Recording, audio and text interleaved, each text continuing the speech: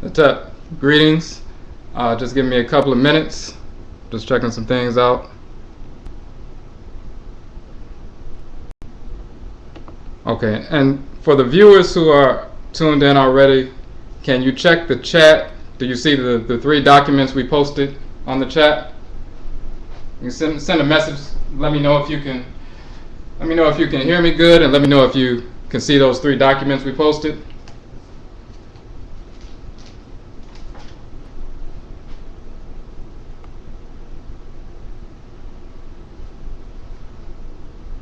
Somebody just send a message real quick.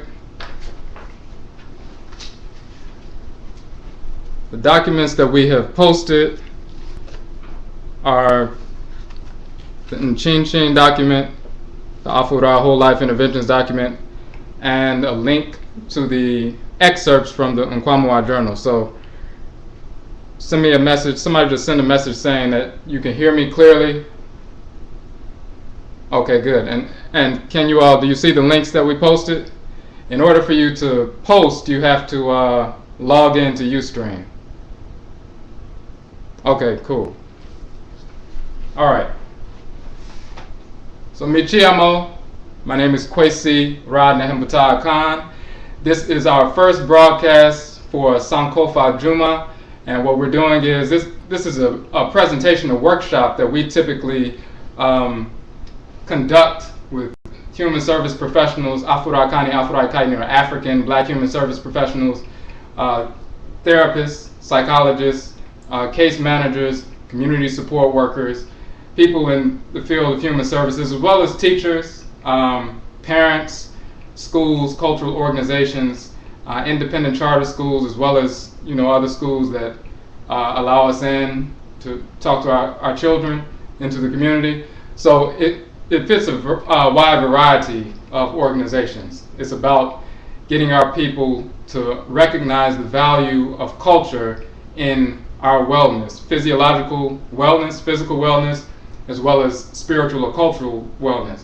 So what we're going to do is we're going to go through the majority of the workshop that we typically conduct. We typically conduct the workshop about 2 hours, 1.5 to 2 hours. We go through the 3 documents that are posted. The Nchin document, and you can download these so you can follow along as we go through each document.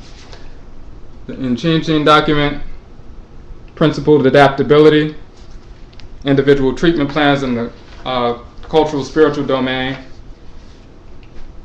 The Afura document, the whole life interventions document. You should be able to download that. And then we also have our journal, Nkwamua Whole Life Journal. This is the first issue. What we have linked is a link to the website and excerpts from the journal. We have a electronic version of the journal. We also have a hard copy version. You can order those directly from the website. The link is there, but there are excerpts, and we're going to go over the excerpts just to show how we use this journal. We published this journal specifically for human service professionals, as well as teachers, parents, and so forth in our community to help with our clients, with our consumers, with our students, with our children, and so forth. So first, let's get into the first document. Now, this is the first document, Nchin, principled adaptability, individual treatment plans in the cultural spiritual domain.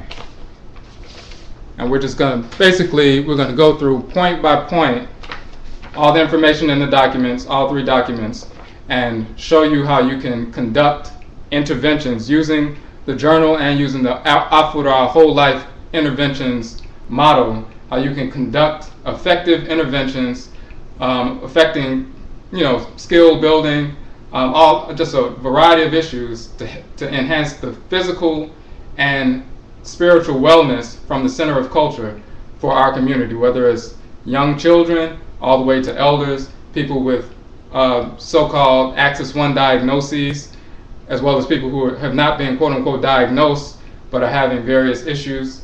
And some people, they haven't been quote-unquote diagnosed but our people, we have different issues that are causing us to engage in self-destructive behavior, and it is only through culture, embracing our innately held culture, where we can grasp the values necessary to reconstruct our behavior to something that's constructive as opposed to self-destructive. So we're going to go through this document first. You can read along, and we'll explain the concepts as we go. All right. So in Chin first, this Adekyere symbol. Adekyere symbols come from the Akhan people of Ghana, West Afurika, West Africa, as well as Ivory Coast in West Afurika, West Africa. The Akhan are the largest group in Ghana and Ivory Coast. Collectively, there are about 20 million Akhan people on the continent. They're one of the largest ethnic groups on the continent, as well as in the western part of the continent.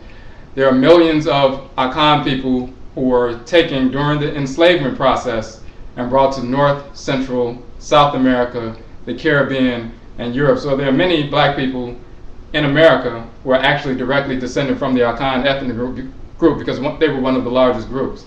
So when we use these symbols are very ancient. They're thousands of years old. The Akhan people use symbols to convey knowledge, to transfer knowledge from generation to generation.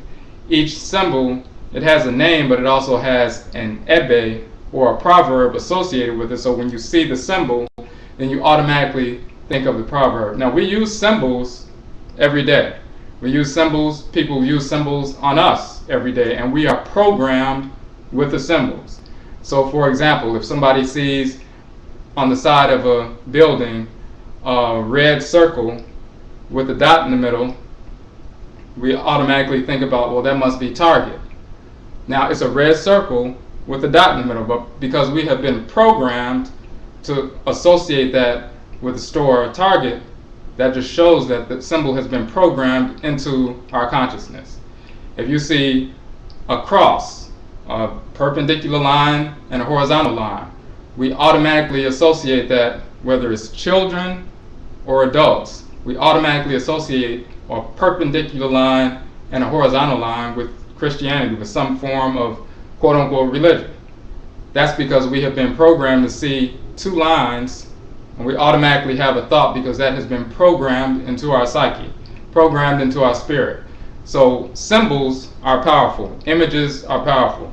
We have always used symbols to program ourselves positively with truthful information that can help us in our day-to-day lives. So in fact, the symbols I have on right here, this necklace, these are Adekyere symbols as well. They're in brass, but there are hundreds of Adekyere symbols. These are a couple of them. So we use symbols to positively indoctrinate, in a positive sense, our values of our culture, to guide our behavior, help us navigate through the twists and turns of life with skill. So, in fact, this symbol right here, Nchin, when you see the symbol, now the proverb associated with Nchin means, and it says, Obra Kwan Ye Nchin. Life's road is full of twists and turns. We must learn to adapt. And this is a fitting symbol for our process, for our teaching, because when we come in contact with what people will call clients or consumers, whether it's children, people in foster care, children in foster care, adults in foster care, people who are going through all kinds of situations. If you're a community support worker, a case manager, a therapist, a psychologist, a psychiatrist, people have a number of issues. It's about the changes of life that they're trying to grapple with in a positive and self-affirming fashion. So the reality is that Nchin conveys life's road is full of twists and turns. Chin means like a zigzag or a bent line. It's like, in a sense, it's kind of like a snake moving back and forth. And it's showing that life's road is full of twists and turns. That's the reality. There's no changing that. So therefore, it's implied that we must learn to adapt. Since life is going to give us obstacles, or what we could consider obstacles, but if we learn how to adapt, they're not obstacles, they're just changes. If we understand that, then we understand life. Now, we we learn to adapt to things. People adapt by when they're hit with a life change. They adapt by sometimes self-medicating. That's self-destructive. They're poisoning themselves. Drinking alcohol, doing drugs, smoking marijuana, smoking cigarettes, doing crack, heroin, cocaine, things like that. That's adapting, but it's not a principled adaptation. It's a self-destructive adaptation. In our culture, we deal with principled adaptability. So we're going to look at the first paragraph. It says the introduction of Afro-Kaitni, which means African black culture, to Afro-Kaitni people as a core transmission of inheritance illuminates our unique approach as Afro-Kaitni or African or black people to wellness from a holistic or whole life perspective. We underscore a core transmission of inheritance because our values, our culture, it's innately held, it's intrinsic to our nature. We have a culture that's wired into us, into our spirits, into our DNA as Afro-Kaitni or African or black people. So it's a transmission of inheritance. Okay? And it's a whole life perspective. When Afro-Kaitni, meaning Africans or black people, become rooted in our culture, which means the knowledge of who we are and the intelligence, resilience, and greatness of our ancestresses and ancestors, we become grounded. We have a proper sense of who we have been over thousands of years and what we are capable of. We gain insight into the reality that we have a purpose or function in the world and insight into how we must operate in order to fulfill this purpose, to fully execute this function. So in our culture, as Afro-Kaitni people, African people, black people, we understand that we have a function, we have a purpose. Just like every cell in your body executes a certain function, they are designed and came into being to execute a specific function in your body. Your heart cells serve heart functions, and therefore when they do so, they serve the body. Your liver cells are designed to execute liver functions, and when they do so, they serve the entire body. Each organ has a form and a function that when it executes that function, it supports the whole organism. Their function is their life's purpose. We as cells in our culture, black people, Afro-Kaitni culture, we are cells in the great divine body of the Supreme Being, so we have a specific function to execute in this created world. When we understand our function, that means we have a purpose. And when we have a purpose or a life focus, that determines our value. Many of our people think that we don't have a culture. If you ask a black person, what's your culture? They say, well, I'm just black. Now, if somebody from another country comes over here, they can point out the fact that, oh, they have a culture. They have a language, they have a certain way they dress, they eat certain kinds of food prepared in certain ways, they have a certain kind of approach to different aspects of life, they have a certain way that they raise their children. They have a culture. And they can point to every other group and say, well, they have a culture. Then when we look at ourselves, and you say, what is your culture? They say, well, I don't have a culture, we're just black. Now, it's not true, but we've been conditioned with that foolishness since enslavement. The purpose of enslavement was to breed out the knowledge of our culture so that then we would become zombies, so we would just imitate the culture of the enslaver. And the enslaver just wanted us to have a culture of obedience. So once we understand what our true culture is, then we reject that culture of obedience.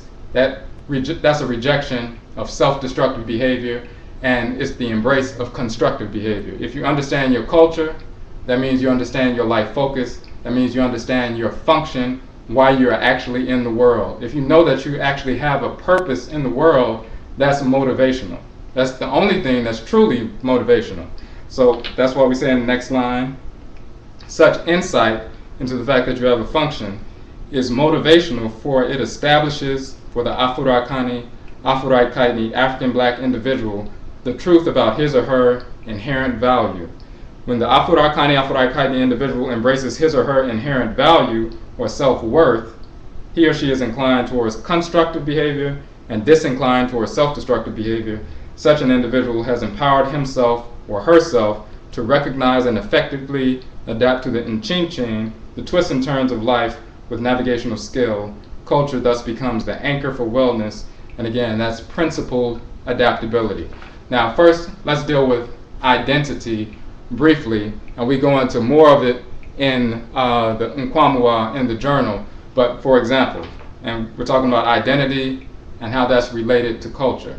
We just use the term Afura Ka, Afurayet Kayet for the term Africa. Now, in English, we'll use the term Africa. We know what that means in African, and Africans, we know what that means. And then people say African American and so forth. Africa is a European corruption of an ancient term. The term Africa did not come from Europeans. It did not come from Romans. It didn't come from Arabs. It didn't come from Hindus. It didn't come from anybody outside of our people. Now, when you study the etymology or the root of the term, the origins of the term, it comes directly from our ancestresses and ancestors. Over 40,000 years ago, we were using the proper terms to define ourselves. Before any other people existed on the planet, when we were here, we are the first people who were created, and the only people that were created on this planet. We've been here for millions of years. We did not evolve from apes. We've been here for millions of years as human beings. So when we use terms to describe ourselves and the landmass and ourselves in relation to the landmass, we call the landmass not Afrika, but Afuraka. That's the masculine title, and Afurayet Kayet, which is the feminine title. So let's deal with the term Ka. Ka means a raised land or a high land, like a hill or a mountain. Ka is the masculine way of saying it. Kayet is the feminine aspect of it. Now, Ra means the creator. Ra'et means the creatress. So in our cosmology, which is borne out through the study of geology, for thousands of years, we understood that the primordial earth was covered entirely by water. Today, about 71% of the earth is covered by water. Only about 29% of the earth's landmass, the surface, is land. The other 71% is water. Before that landmass rose up, the entire planet was covered by water. So because of earthquakes, volcanic eruptions on the ocean floor at the formation of the planet Earth and the formation of the Earth's surface, those eruptions cause earthquakes and cause a portion of the ocean floor to surge upward above the surface of the water. And that first raised land by our ancestresses and ancestors was called Ka, masculine, and Kayet, feminine. And even in our languages today, different variations of the term Ka or Kayet or Kat you can find across the continent of Afuraka, Afurai Kayet, Africa, meaning a hill, a mountain, a raised land, and so forth. So that's the Ka and the Kayet. Ra and Ra'et are the creator, creatress, and we understood that it was the creator, the creatress, the great spirit who caused the rising up of that landmass. One of the titles of Ra and Ra'et are Afura and Afurayet. So the Ka of Afura is the land of Afura, or land of the creator. The Kayet of Afurayet, that's the feminine term, the land of the creatress. So Afuraka means the land of the creator. Afurai Kayet means the land of the creatress. So basically just means the divine land, the original land. And the people, Afuraka Ni, or Afurai Kayet Nit, feminine, are the people of the original land, the original people, the divine children of the creator and the creatress and the original land. And the plural is Afuraka Nu, Afurai Kayet Nut. So instead of saying Africa, we use Afura Ka, the land Ka of Afura, or Afurai Kayet, the land Kayet of Afurayet, the divine land. And instead of saying African, we say Afura Ka Ni, which means the children or child of the divine creative spirit, child of the original land, descendant of the original people. So that gives us our identity. It connects us to the original landmass, connects us to the original people, the only people ever created in the world, because we were created millions of years ago, and we began to reproduce, of course, and then we migrated from Adekyere to other parts of the world. Originally, when you look in science, you'll see that they call it the original continent a supercontinent, and often they will call it Pangaea or Pangaea, and because of plate tectonics and so forth, the continents separated from this one super landmass. And you'll see, even if you look on a map, that, or look on a globe, you'll find that the different continents actually piece together when you look at it holistically. That original landmass was in the region of Adekyere. The other continental plates broke off from that center landmass, that center continent, and it's still in the place that it is right now. It's the heartland. In fact, when you look at it right side up, it's shaped like a human heart because it is the heartland. So our first ancestresses and ancestors came into being or fashioned from that original landmass, and we're directly descendant from them. So that connects us to the original landmass, that connects us to the creator, the creatress. That gives us part of our identity. Okay, so that's just one piece. Let's go to the next page. Okay, so we get into the part that says individual treatment plans and the cultural spiritual domain. So individual treatment plans are used by Adekyere, black psychiatrists, therapists, social workers, psychologists, case managers, community support workers, and educators within many human service agencies, educational and medical institutions. There's one domain that is greatly underutilized, which is the cultural spiritual domain. So you have treatment plans, you work with your consumers, work with your clients, whether they're children or adults, and you have to draft a treatment plan. You're working with the client to see the things that they need to work on. Of course, you're not supposed to just establish a plan for them. It's an interactive process. They need to buy into the process. There are many domains. Of course, there are psychiatric behavioral domains. There are housing and educational and vocational and emotional, or dealing with therapy, self-determination. Different groups, institutions have their own version of treatment plans. But when you've seen a treatment plan, there are various domains. At some point, you get to a domain option, which is all called the spiritual domain, cultural spiritual domain, cultural domain, and so forth. Very often with our people, when you get to that domain, if it says cultural, or it says cultural spiritual, or it says spiritual, and we look into that and we query the consumer or the client about that, their first response is, oh, well, I don't need that. If it says spiritual, they say, oh, well, I don't need to work on that. I already go to church. Or they don't want to have anything to do with it because they think it has something to do with the church, has something to do with Islam or something, or that you're trying to force them into some spiritual path or something like that. And of course, that's not our role to force them into some quote-unquote religious organization. But when they see the term, if they see something that says spiritual, that's the first thing they think, and they often reject it. Or they say, oh, I don't need it because I'm already involved in something spiritual. So we have to explain what does cultural spiritual actually mean. And again, like we said in the beginning, if it says cultural, we automatically, when we hear the term culture, that we believe that has nothing to do with us. So we're like, well, I don't need to work on that. What does that have to do with me? So we have to explain as a clinician, case managers, community support workers, therapists, psychologists, teachers, in some form you're engaged in what is called a therapeutic relationship, but you're a so-called clinician. And we have different terms for that in our traditional languages, but in English they would use that terminology, clinician. So as a clinician, you need to explain properly what does cultural mean, what does spiritual mean, and why it's valuable, in our case, why it's necessary to engage that particular domain. So let's go further. We need to understand as Adekyere human service agents and educators, drafting or amending an individual treatment plan or individual recovery plan for our clients, a whole life philosophic approach must be at the core of consideration. It must be.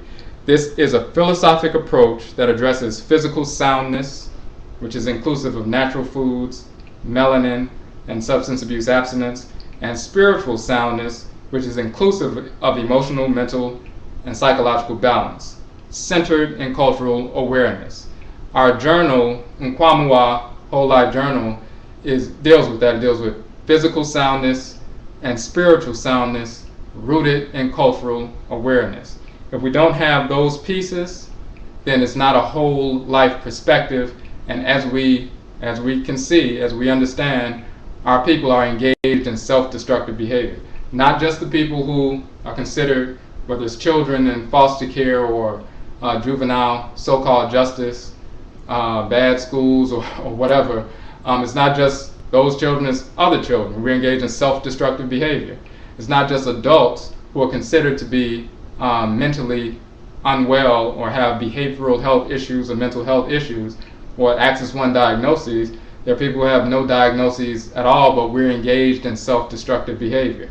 If we don't understand culture, culture means way of life. We have an inherited culture, a culture that's wired into us spiritually, into our spiritual and physical DNA. Just like a lion has a culture, a way of life. So if you take a lion out of Africa and ship the lion over here and then let them go, they're going to operate the same way, the same culture as the lions and lionesses on the continent. If you have a lion over here that was taken from the continent, brought over here, placed in the zoo, and then they have children, have cubs, lion cubs. As those lion cubs are growing and you release them out into the wild, or so-called wild, but out into nature, eventually, very quickly, they will adapt and begin to function as the lions in Afuraikai, because they are wired with a certain way. They're designed to execute their life functions in a specific manner. We are the same way. Just because we were taken from the continent and brought over here and began to reproduce over here, we still have the same DNA, but we still have the same spiritual connection to every Afurakaini person on the planet. There's a connection that we have that is different from any other group of people. It's physiological, but it's also spiritual, and it manifests culturally. We have inclinations. We may have not studied anything about Afuraikai, anything about ancient African culture, contemporary African culture, don't know anything about a language, don't know anything about anything. But when we come in contact with certain situations and we act based on our own innate drives and motivations, we will end up functioning and operating like our brothers and sisters all around the world, on the continent and everywhere else, because we have a culture. So, and we're going to be able to prove that through the course of the lecture, the presentation, but it's also something that we show our clients and allow them to discover for themselves and prove it to themselves without forcing it on them. So let's get back to that. So it's physical soundness, spiritual soundness, rooted in cultural awareness. That is a whole life perspective. If we don't use that philosophic approach, then we're not addressing the whole person. We're not addressing the whole aspect of the Afurakaini individual. So we're really not addressing their mental, behavioral health if we're not dealing with the whole life perspective. So we gave a basic definition that you often see on different treatment plans. The cultural spiritual says a sense of heritage and connection, fulfilling cultural responsibilities, expectations, participating in relevant activities, special issues around language and race, etc. So we also say, for thousands of years, Afurakainu Africans have recognized the reality that being grounded in the soundness of culture is key to our physical and spiritual wellness.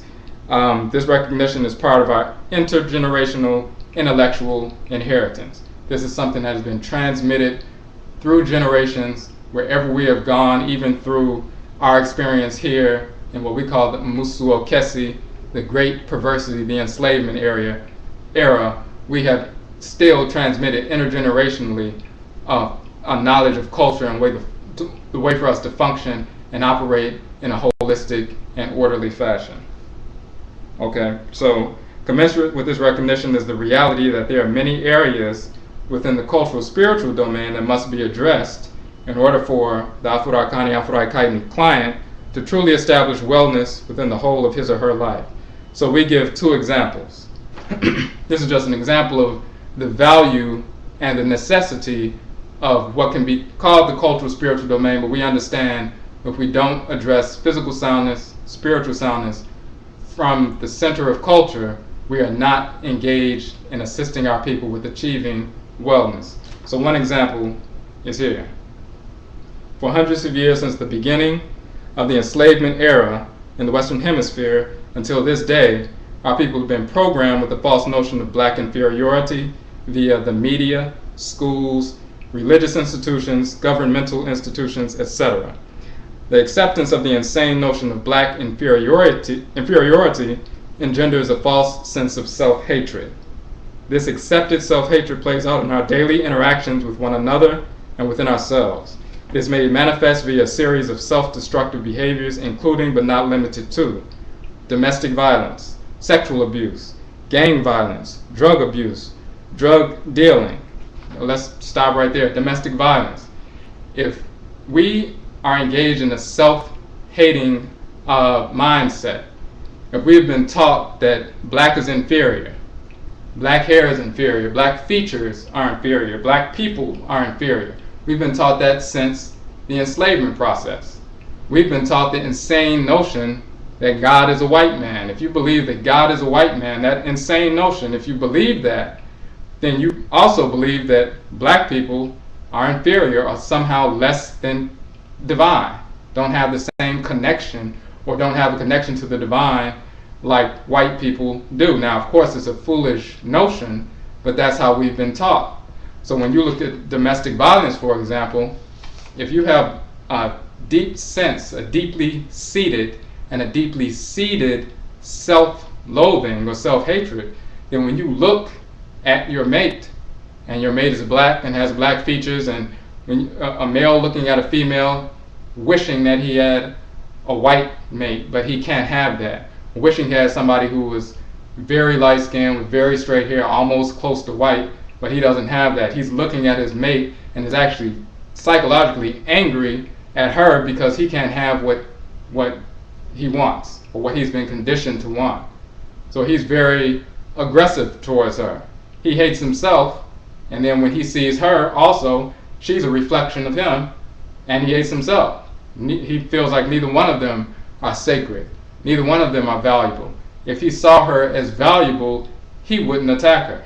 He doesn't attack the white females that he works with, and if he had a white female, very often he wouldn't attack them.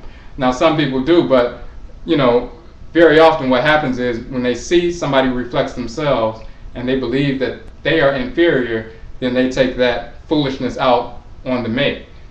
The reverse is also true. A black female who's been conditioned to believe that God is a white man, which is foolish, but she believes that, she wishes she had light-skinned, straight-haired children, or she looks for a man who she can get with so that she can have children that look white. These are manifestations of mental illness, but it's conditioning that we've accepted. So when she sees her mate, she doesn't see a white male. She sees something that represents inferiority, just a lazy, ugly nigger. She wishes she had something else. These kinds of mindsets are moving and operating throughout our community is self-hatred. So domestic violence is a manifestation of that very often, because if you don't value yourself and somebody reminds you of yourself, you don't value them either.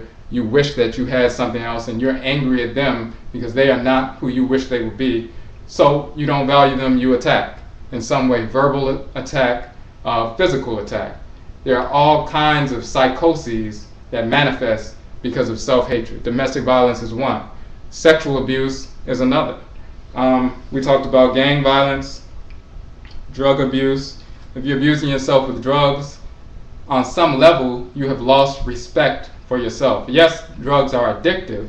They get in your system and connect with the melanin, the abatum, and they become very addictive. But the fact that you started engaging in that process, knowing, most people, everybody knows that certain drugs are destructive for the body. They don't think that they're healthy, but they engage the process anyway. Many people have deep within themselves a lack of self-respect.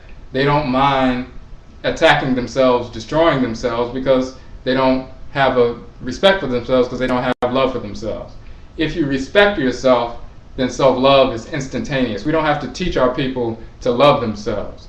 If we teach them the truth about who they are, who we are, then they develop an automatic respect that's already wired into us, and the self-love is instantaneous. So, but if you don't have that, you don't respect yourself, you don't value yourself, you don't think you have a culture, because you don't think you have a purpose. If you don't think you have a purpose in the world, and you're just inferior and not close to anything divine or sacred, then you can be self-destructive, because you don't have any value anyway. It's like if you have a brand new car, you may take care of it. If you have an old beat up car that you don't really care about, you may not take care of it because it's on its way out anyway. We use that same mentality with ourselves because it's based on self-hatred. Okay, so we also mentioned